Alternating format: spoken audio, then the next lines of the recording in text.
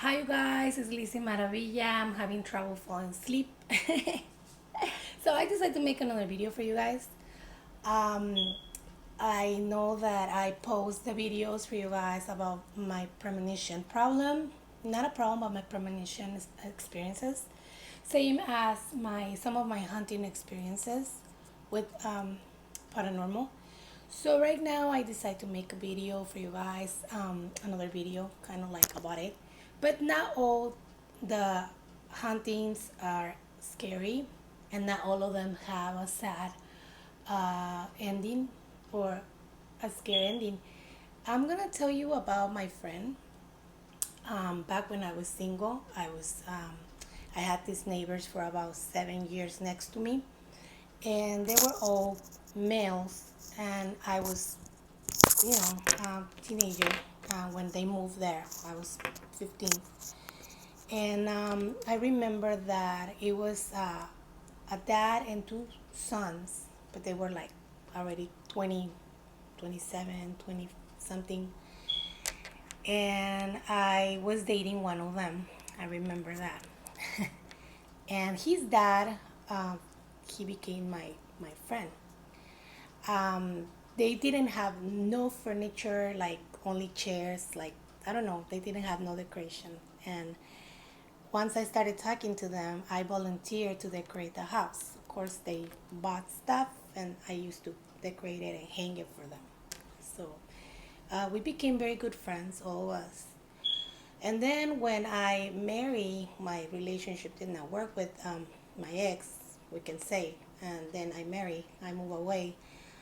I still go and visit my mom, and they would be next door sometimes. Um, he died from cancer. He was about 72, and he passed away from cancer from smoker, and I did not know about this. The way I kind of knew that something was wrong was when I stopped seeing him on the streets, because he was always like driving his truck and going to the bingo or going certain places, and we will encounter him, me and my mom, at the store or sometimes at the coffee shop. And then all of a sudden I stopped seeing him, so I thought something was wrong.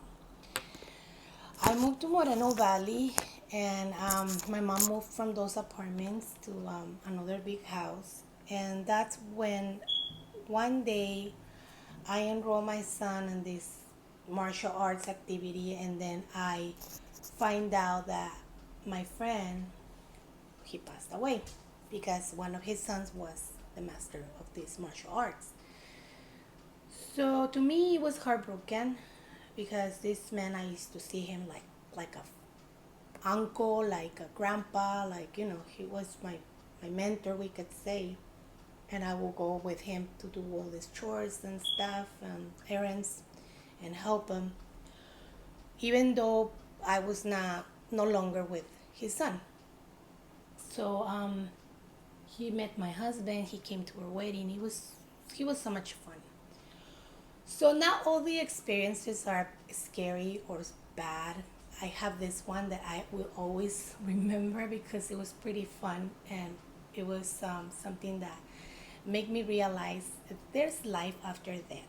Okay, I went to the cemetery and to visit him, and it was something very odd that I didn't know where his place was. So I went there following directions from the cemetery office, and I have my flowers and stuff. I'm sad, I'm mourning. He's been dead for like 3 months already, and I'm barely finding out. So I go there, and I find the tomb of his parents, okay, mom and dad, but I don't see his name. So I clean everything, I put the flowers there and everything, and I see that next to them there's another space that is covered with dirt, but it doesn't have a name, it doesn't have nothing. So I put the flowers there, I stay there for a long time. And when I was leaving, I felt like something was wrong. I felt like I had to go back, and I had to go back because something was wrong. So what I do is I stop, I go to the office again, and I ask, you know what, I have a question. I don't see my friend's name anywhere. I see his parents right there. I don't know what's going on, blah, blah. And then they told me, oh, you know what? He's not there. He's next to them. He is a piece of dirt, like the whole dirt that you see there, that's him. They haven't put a plaque in there, so that's him. So I was like, I knew it. So I go back, I changed the flowers from the base. Of course, I apologized to his parents. I said, okay, I'm gonna take some of the flowers because I brought him for him. And it's funny because I was already late to go back to my house. So I was like, my husband is already there. He's gonna start wondering where I'm at. I didn't say anything to him. So I was like, okay, I have to call him. So I called my husband from the cemetery, and he never picked up the phone. He kept ringing, ringing, ringing, ringing. He never picked up the phone. And I didn't get his answer, his voicemail either, even though he has voicemail. So I'm like, something's going on with my phone. As soon as I hang up, I receive a phone call from his phone. And it says that he's calling me. So I pick up the phone, and it's my friend's voice. I flipped like, the fuck, I'm sorry. I flipped. I was like, damn. So I look at the dirt space and I say, oh, haha, very funny. Don't do that because you're scaring me, blah, blah, blah. I hope you like your flowers. So I remember that his voice, it was him.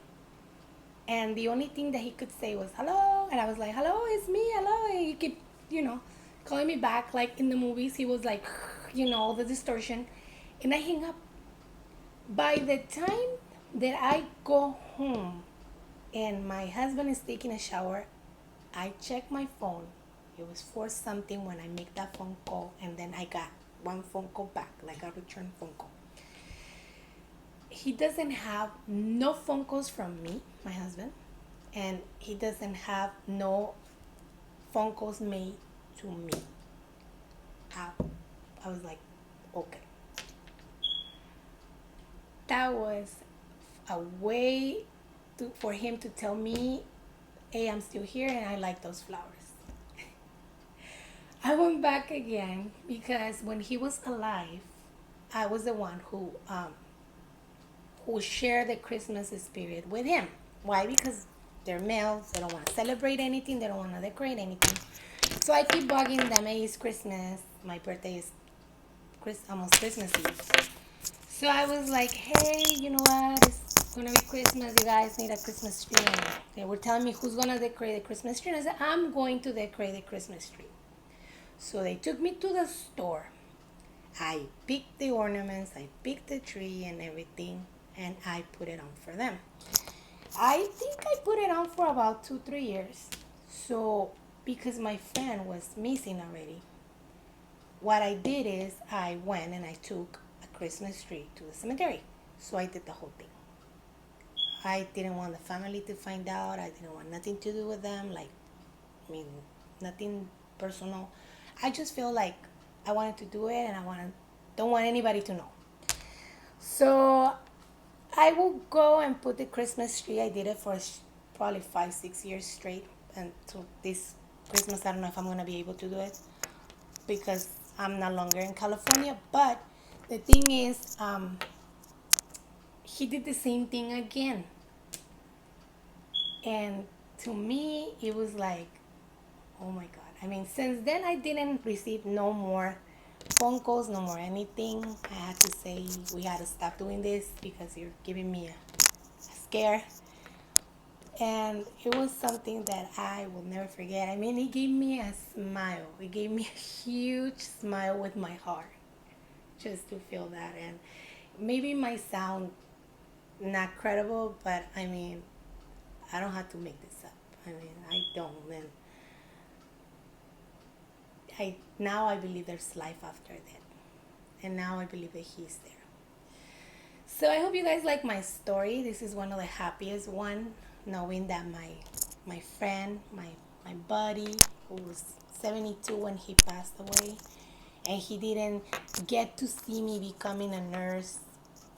Passed away so soon. I pretty much miss him, and he was very nice. I learned so much from him. I hope you guys like the story. If you guys have ever encountered something like that, comment down below. I'm gonna try to fall asleep. I just can't. But I hope you guys like my story, and I'll see you in another video. Take care. Bye bye. Good night.